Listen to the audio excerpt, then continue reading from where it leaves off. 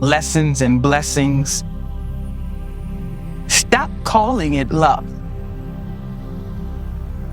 Let me start with what I already know about you. Even though we haven't met, you are excellent at counting your lessons. Every hard thing you have ever been through, you've debriefed it. You found the takeaway. You extracted the learning. You named what you would do differently. That is a skill. Most leaders don't have it. You do. Here's the problem. You have a second column of receipts you almost never count. The capability you built in that hard year. The friend you made because of it. The clarity you forged in the fire. The version of you who walked out the other side sharper, steadier, harder to fool. And every time someone names what you built, you wave it off. You credit timing. You call it lucky. You say it was the team. You don't call it what it was. This is Foresight. And today, we're going to do something I think you have been avoiding for a long time. We're going to count the harvest out loud, without apology. Stop calling it luck. What you were told. Somebody trained you to extract the lessons without claiming the wins. Probably more than one somebody. The culture taught it to women everywhere. Be teachable. Be humble. Never let people think you're proud of what you've survived. Pride was vanity. Self-credit was bragging. Acknowledging what you forged in your own fire was unattractive. So you learned to talk about hard chapters in a very specific way. You named what they taught you. You did not name what they built in you. That habit is costing you more than you know. Because when you refuse to count what you forged, you go into the next hard chapter without an inventory of your own equipment. You walk into the next storm believing you are starting from zero, when in fact, you are standing on a foundation made of every previous storm you survived. You are leading with half a record. The receipts you won't count. Let me read some of them back to you. Not because they're generic, because you'll recognize yourself in at least one of them. The year your career fell apart and you came back meaner, more selective, and twice as discerning about who you let close to your work.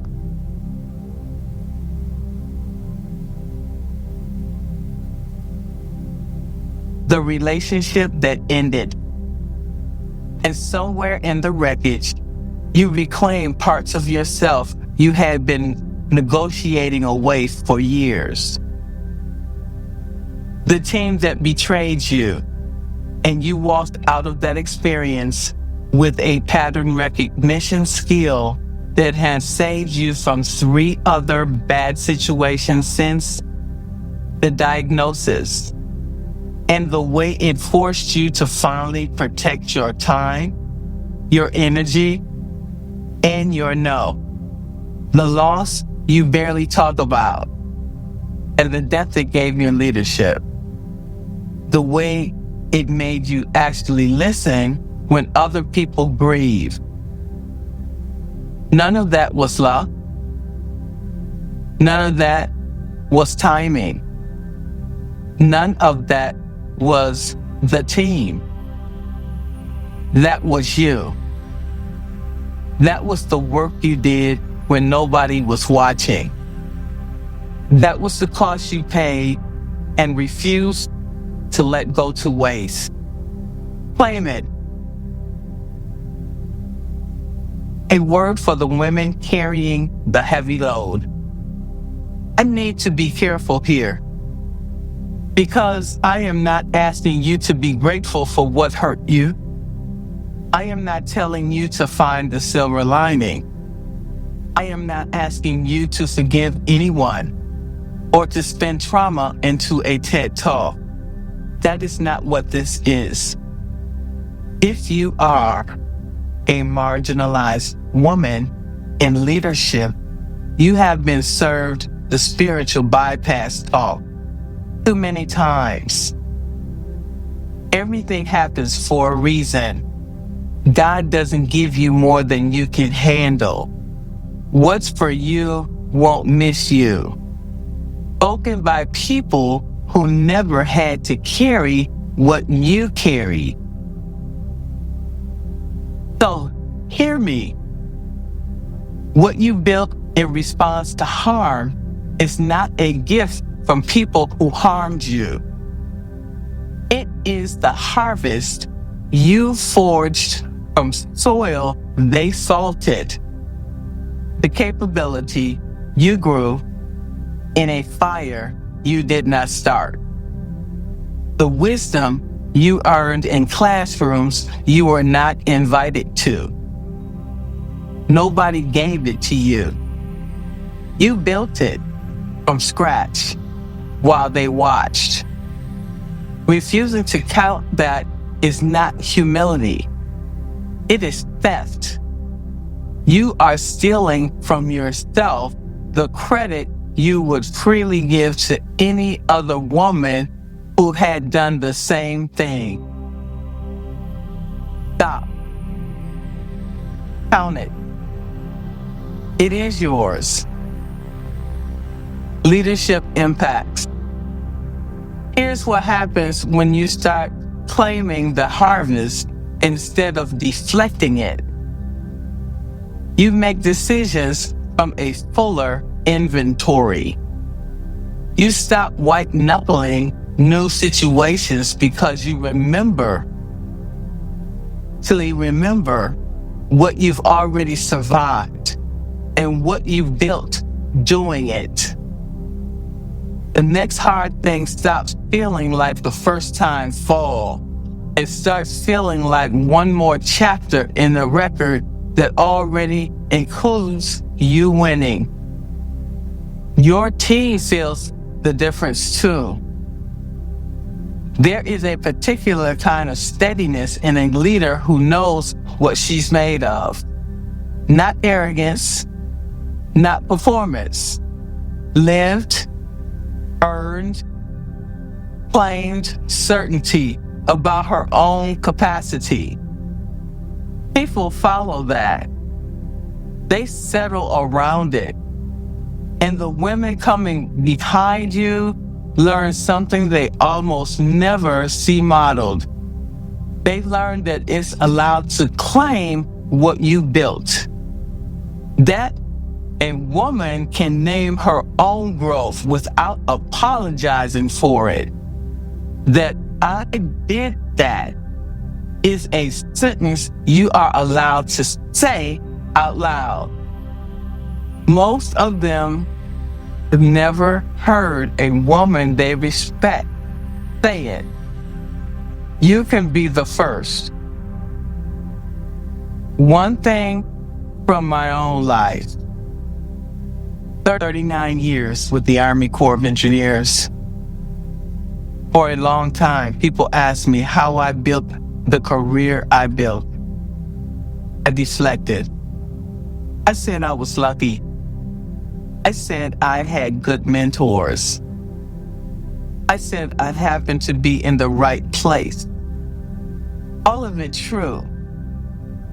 None of it the whole truth. The whole truth includes what I did. The mornings I showed up when I did not want to. The standards held when it cost me. The relationships I rebuilt after they broke. The voice I kept using in the rooms designed to silence it. The version of myself I refused to let the organization rename. Love did not do that. I did. It took me decades to learn how to say that without flinching. I want to save you some of those decades. If a man with your record described his career, what would he say?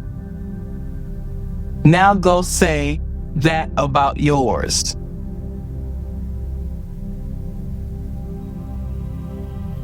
Reflection. Pause with me. I want you to think about something you built in response to a hard chapter. Not the chapter itself, what you built in response to it.